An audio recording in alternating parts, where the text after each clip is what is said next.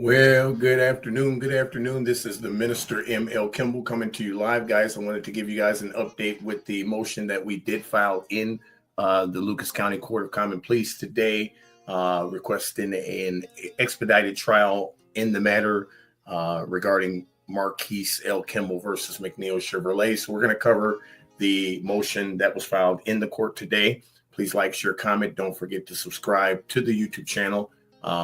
Word on the Street Talk TV. I do appreciate all of the support, and please don't forget to continue to share this information as we continue to fight for our justice. In the Court of Common Pleas, Lucas County, Ohio, Marquis L. Kimble, plaintiff, McNeill Chevrolet, defendant, case number C12025-01909, Judge Lori L. Olender, motion for expedited trial. Now comes Plaintiff Marquis L. Kimble, appearing pro se, and hereby moves this honorable court pursuant to Ohio Rules of Civil Procedure Rule C6D, citation review recommended, and the inherent authority of this court to manage its docket for an order expediting the trial in this matter. In support of this motion, plaintiff states as follows. Introduction. Plaintiff Marquis L. Kimble respectfully request that this court expedite the trial in this matter and schedule proceedings to commence within 30 days. So we're requesting that the court honors that we have our case heard within the next 30 days. Like I said before, these guys have had over a year. They've been playing the back and forth happy horse game, contact my attorney, and then the attorney doesn't respond and all of that stuff. It's absolutely ridiculous, and we are not going to stop until we get our justice. And so we are requesting that this matter be heard within the next 30 days. Like I said, it doesn't mean that the court's going to grant it, but, the court did approve and grant our request and waived all of the fees associated with this case. So I am 100% positive of thinking that there shouldn't be any reason, unless the court is backed up, that we cannot have this case heard within the next 30 days, especially due to the severity of this case, as well as the implication that McNeill Chevrolet could possibly be involved in the destruction of the HCV Distribution Corporation's business, the HCV store, which is in currently a matter being heard in the Fulton County Court of Common Pleas under the Honorable Judge James D. Bates. We actually are supposed to be providing our revised complaint and answer by tomorrow in Fulton County Court of Common Pleas, and this information will be included with that claim or with that complaint because of the fact that there is history between me and McNeill Chevrolet, and State Farm never once contacted McNeill Chevrolet during their investigation, which supports the fact that they did not conduct a full thorough investigation as required by the Ohio Revised Code. And this supports that. So anyway, days of the date, this motion, due to the ongoing harassment, financial harm, and continuing adverse effects being suffered by plaintiff as a result of defendant's actions. This motion is made in good faith and is supported by substantial documentary evidence, witness testimony, and police reports that demonstrate the urgent nature of plaintiff's claims and the necessity for expedited judicial intervention. As set forth more fully below, plaintiff has made reasonable attempts to resolve this matter through formal cease and desist letters prior to seeking this expedited relief, but such attempts have been unsuccessful in stopping the ongoing harassment and harm. Factual background. Plaintiff was formerly employed as a finance manager at Defendant McNeill Chevrolet in Swanton, Ohio, where he was the only Black finance manager at the dealership. I'll go a step further. I was the only African-American employee for most of the time that I was employed there. However, they did hire 2 other African-Americans, but they did not last long. And I do have, a relationship with one of them that is going to hopefully be utilized in this matter, because she can offer her experience, and I'm not going to share her experience because that's not my place, but she can offer her experience of what she went through being employed at this dealership. This is not something that has not been talked about. It's something that's been going on for years. During his employment, plaintiff was subjected to racist abuse, exclusion, and harassment, including but not limited to discriminatory pay practices that at one point reduced his compensation to approximately $150 per week for a period of 6 months. That is 1,000% the truth. When I decided that I was going to resign from my position from McNeill Chevrolet, they offered me a position to continue employment there, and they promised me that they would not change my pay because they wanted me to stay working at the dealership. And so they allowed me to work part-time at the dealership, bringing my credit repair customers into that dealership and hopefully, flipping them into vehicles. And so the reality of it is they made a promise to me that they did not keep. And for 6 months, I suffered, barely making ends meet to support my family until I just got sick of it and resigned, making it nearly impossible for plaintiff to support his family. The hostile working environment and threats of adverse consequences if plaintiff reported the misconduct. Now, let's make sure I explain this to you. The hostile work environment and the threats of adverse consequences, this goes into when Mr. Koss, the dealership's executive president or part owner of McNeill Chevrolet, said to me when I told him what I experienced with the Swanton Police Department. He actually contacted me and said to me that he was hearing through town that I was planning on proceeding after the Swanton Police Department legally. And if I was going to do so, that he and the dealership would have to disassociate themselves with me. Now, that right there is adverse consequences for reporting what I've experienced with the Swanton Police Department. 1,000% misconduct that is even documented with the direct conversations that I had with the mayor, the current mayor of Swanton, Ohio.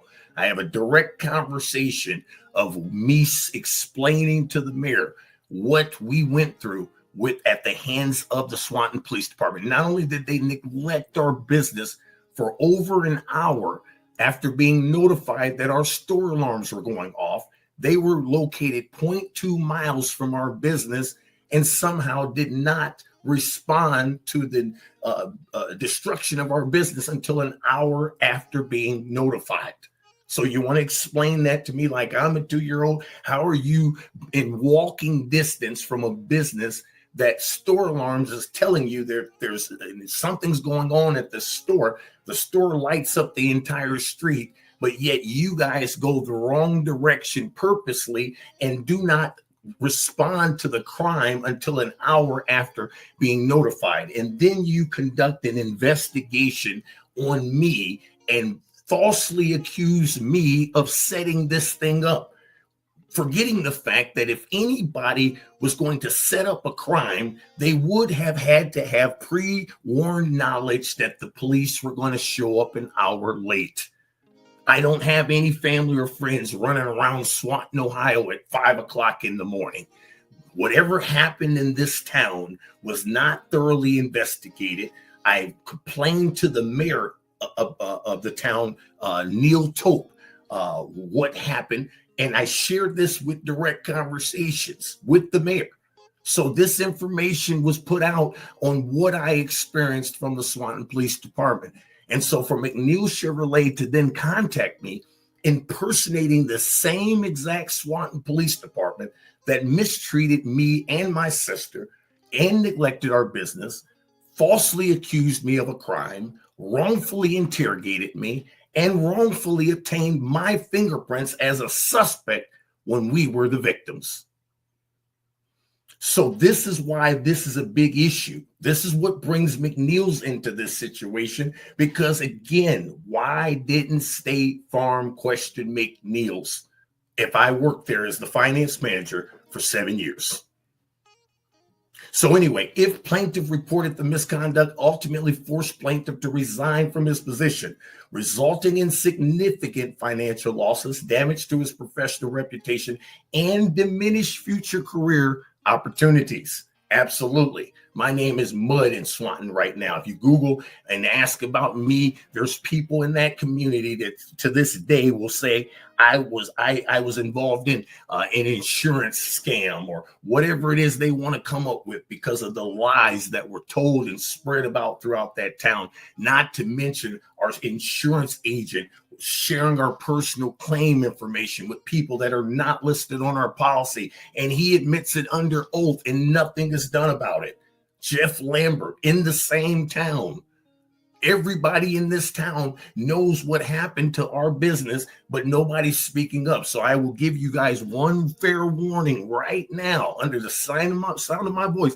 If you have any information as to what happened to our property, HCV store, or you have any documentation of anybody that might have sold or distributed our property, please contact us so we may include this information with the complaint. Because I'm getting rumors that not only was our property being distributed throughout Fulton County, I don't know if it's true. I don't have any factual evidence of it, but what I do have evidence of is the fact that we have lost our entire business, and to this day, none of our property was returned. Following plaintiff's departure from employment, defendant has engaged in a pattern of continued harassment, including, but not limited to, impersonating police officers, monitoring plaintiff's social media accounts, intimidating plaintiff's family members, and engaging in other actions designed to cause plaintiff emotional distress and economic hardship. Plaintiff has documented evidence of harassment occurring on multiple dates, including but not limited to February 4th, 2024, April 25th, 2025, and May 5th, 2025. So as you guys can see that within the last 30 days, I've experienced these guys either A, watching my social media platforms, B, sending me mail to my home, or C, these guys have been constantly ignoring every single opportunity to respond to these violations. They've ignored, they passed the buck, and now, according to the Court of Common Pleas, their listed retained attorney is listed on the court's website as inactive. I don't know what that means. Does that mean she's inactive as an attorney, or is she just not even your retained attorney? Who's playing the game here? I don't know, but we're going to get down to the bottom of it. Plaintiff has filed police reports regarding the harassment, including a report filed on October 25th, 2024. We filed a police report literally back in 2024, and nothing was done about it, guys. The Lucas County Scamified Prosecutor's Office says, I'm not going to file charges against somebody because of a drunk text. What do you mean a drunk text? It's a violation of the law.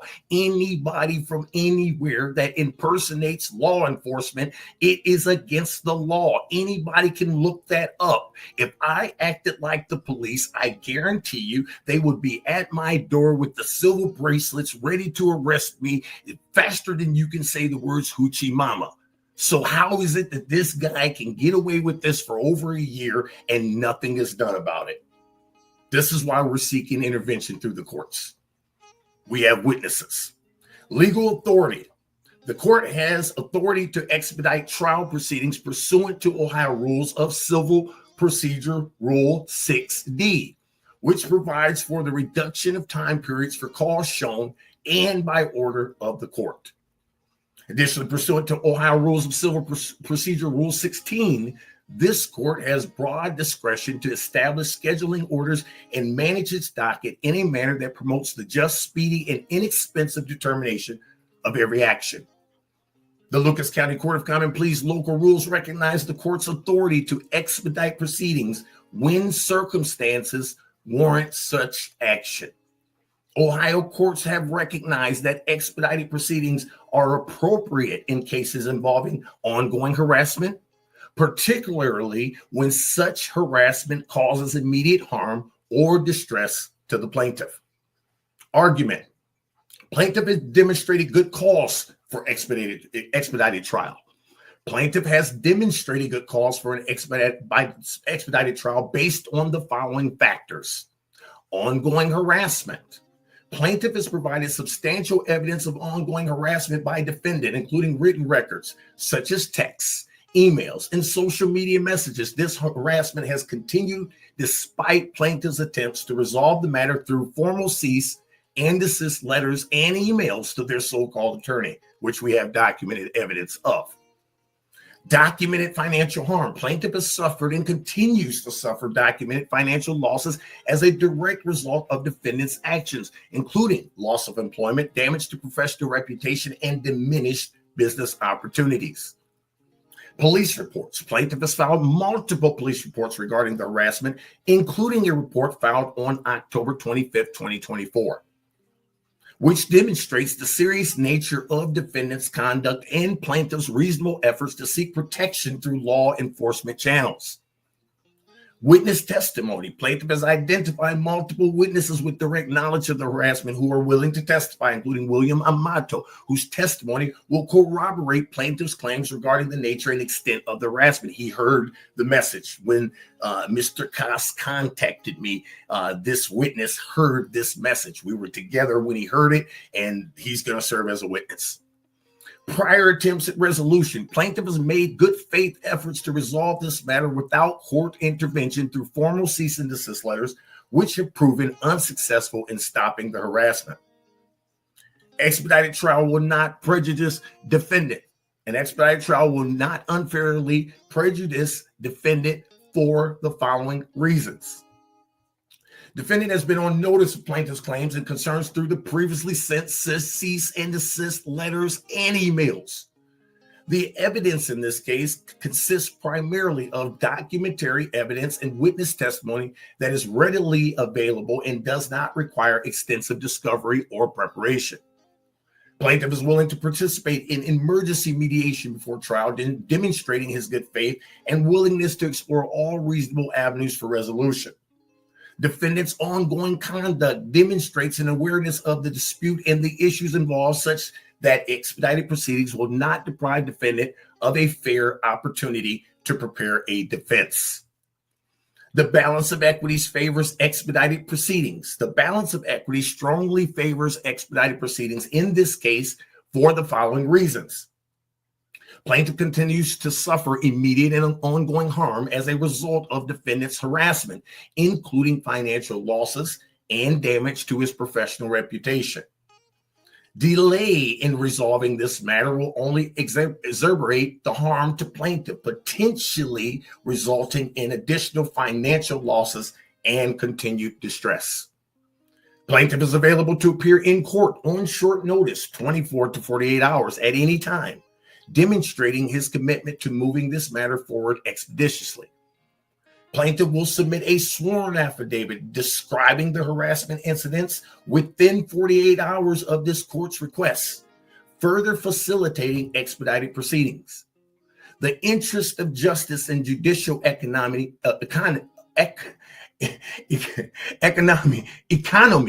are best served by addressing this matter promptly rather than allowing the harassment and resulting harm to continue during protracted litigation. I apologize. I need to get something to drink here.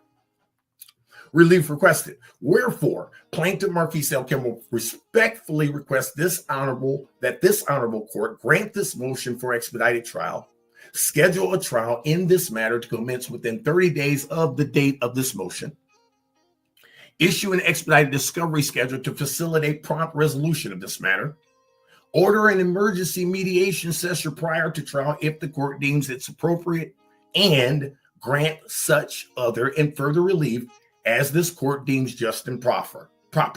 Respectfully submitted, Marquis Kimble.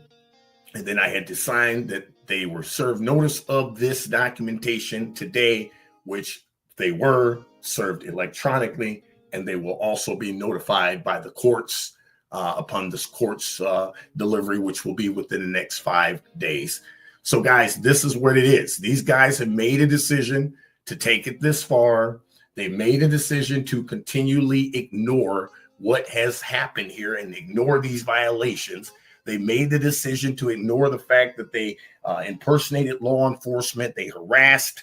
They made the decision to ignore the things that I put up with as their finance manager for 7 years. Now, again, I'm not an idiot. I didn't just wake up yesterday, and I do know what the statute of limitations means, meaning that I resigned my employment in 2018, which means I can no longer bring claims based upon the treatment that I experienced during my employment.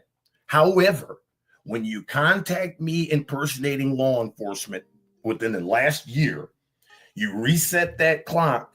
And although I can't come after you for what you allowed during my employment, it definitely can be brought up in this matter. Because at the end of the day, it shows a pattern. And until we get down to the bottom of who did what and why we still haven't figured out who destroyed our business, we're going to go after each and every person. We're going to subpoena each and every person. I don't give a damn, because at the end of the day, somebody did something. Somebody knows something, and we're not going to stop until we get our justice. Please like, share, comment, and again, don't forget to subscribe to the YouTube channel, Word on the Street Talk TV. You can also follow us on all other social media platforms. Until next time, be blessed on purpose. And since the time you gave me your tiny hand, I knew I wanted to be your man, yeah. 'Cause I've been thinking of you. I've been thinking of you. It's all about you, baby. I've been thinking of you. I've been thinking of you. You must know that you are on my mind, not for this minute, but all the time. This song I write is just for you.